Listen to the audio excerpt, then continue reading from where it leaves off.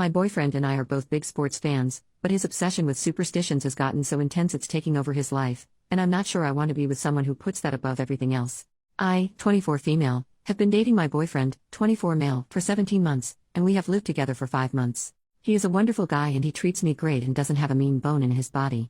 We get along with each other's friends and families and we have the same sense of humor and common goals and beliefs. I know we are young and I don't want to rush, but I love him and can really see a future with him.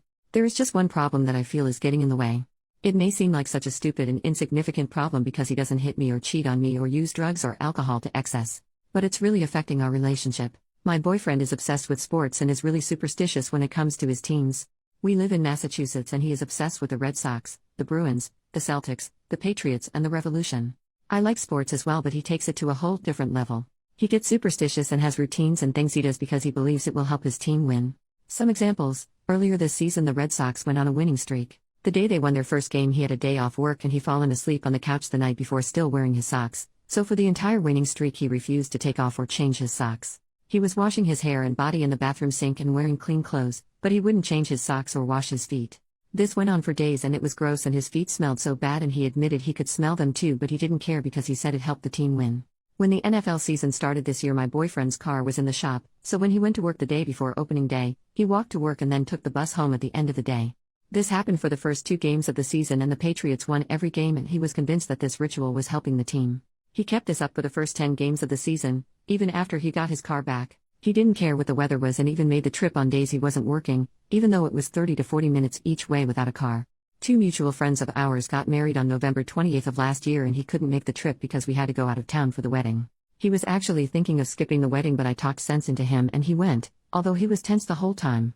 The next day the Patriots lost their first game of the season after winning 10 games in a row. He was pissed off and still blames me for it, and by blame me he just says it is my fault. He doesn't do stuff like yell at me or refuse to spend time with me. Just for clarity, he is not abusive. He has certain rituals for game days. He will only eat certain foods or drink his coffee a certain way or go to a certain coffee shop or gas station. For the last Bruins season he went and got coffee every morning even if he didn't want coffee. He has certain brands of shampoo depending what sports season or playoff it is. He will change his hairstyle or not shave if it is the playoffs, or he will only sit in a certain seat in the living room during the game. When we moved in together I moved in with him because my lease was up but he still had 6 months left on his. The plan was that after 6 months we would find a bigger place. I have an almost new living room set with a couch, love seat and 2 recliners. His living room furniture is ripped and on the verge of breaking. He insisted on keeping his because he doesn't know the temperament of my furniture when it comes to the teams. Seriously. I am not trying to be snobby because mine is newer, but his is being held together with pieces of wood and duct tape and has holes in it. I know compromise is important and at the time it wasn't a hill I wanted to die on, so I agreed to keep his furniture and give mine to my parents because they were looking for replacements, but now in the big picture I see why it was a problem. Another example is our wedding. We aren't planning on being engaged or married yet, but we have talked about the future. He has said that if we ever get married and engaged, the proposal and wedding would have to be on days when none of his teams are playing because he doesn't want the wedding to influence a game or winning streak or something, because we can't have a wedding every day for the team to win. So far he thinks July or August because 3 of the 5 teams, Bruins, Patriots and Celtics, are on the off-season and there will probably be a day when the Red Sox and Revolution aren't playing. He can't guarantee it will be a Saturday though. I am not saying anything for now because we aren't at the wedding or engagement stage, but it bothers me that he is so serious about this that it would affect our wedding. If we did get married and it was a game day I wouldn't even mind getting married sometime before the game was on and then have TV with the game at our reception. As I said, I'm a sports fan also, and I like the same teams he does. I enjoy watching sports but I think he takes it too far. These are just some examples, there are many others. I have tried talking about this and he's saying I don't understand how important all this is. As I said, he doesn't pick fights with me or yell or mope or anything and he doesn't get emotionally or physically abusive. His family members are sports fans also and they say he has always been like this. Although they don't take it as far as him and they thought he was being dumb with the walking to work so the Patriots would win. I convinced him to talk to a therapist about these compulsions and that included couples therapy where we could talk, and he agreed to go, but the therapist said he didn't have a problem and was normal, and yes, he was honest in therapy, at least when I was there. I wanted a second opinion so I picked a therapist and the same thing happened. So now he is convinced that he doesn't have a problem and I just don't understand. Like I said, he is wonderful in every other way. He is a good person, he isn't a snob to anyone and he treats me well and doesn't cheat or be abusive. He spends time with me and is attentive. And even when we debate about his sports obsession he doesn't yell or get mean. I love him very much and I can see a future for us.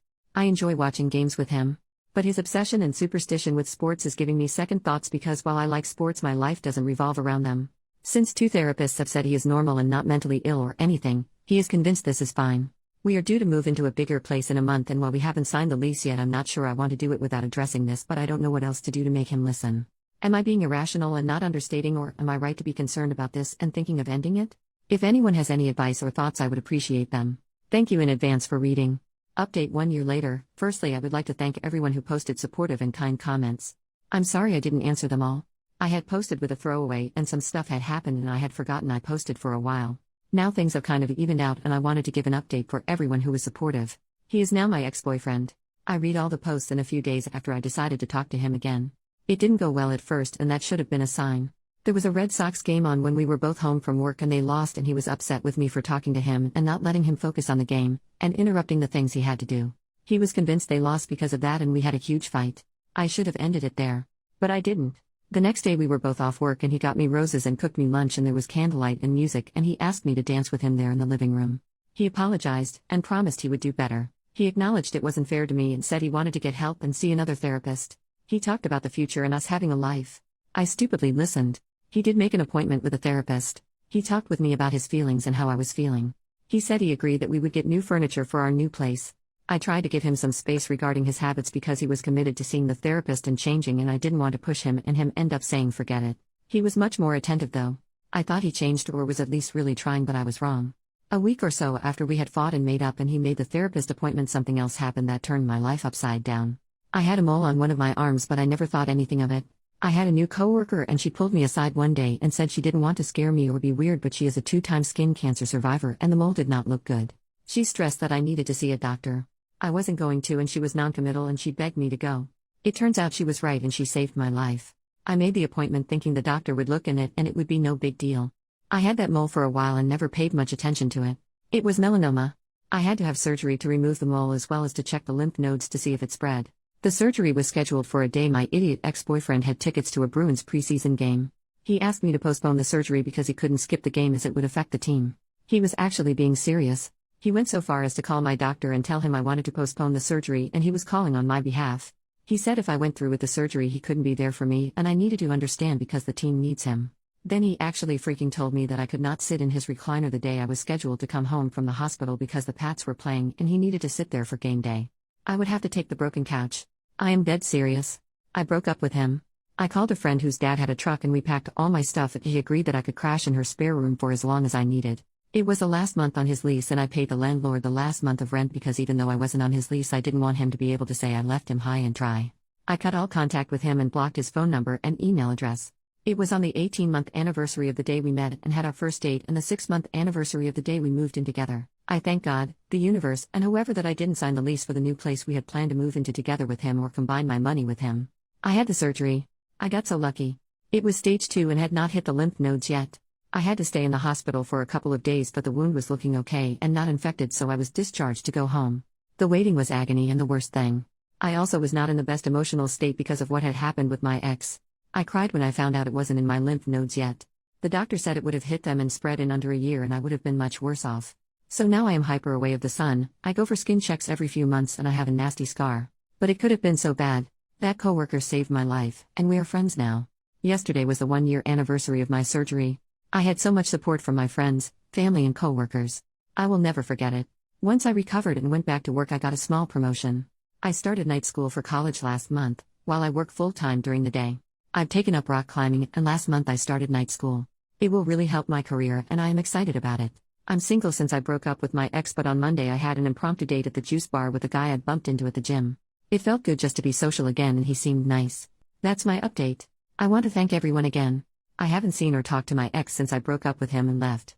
I did hear through the grapevine that he stayed in his place when the power went out and there was no heat for more than one day when the temps were below freezing and there was a blizzard because he wanted to sleep in his bed and sit in his chair to help his teams. He apparently had to be taken to the hospital for exposure because it was so damn cold. If he doesn't want to change, that's his problem and not mine now.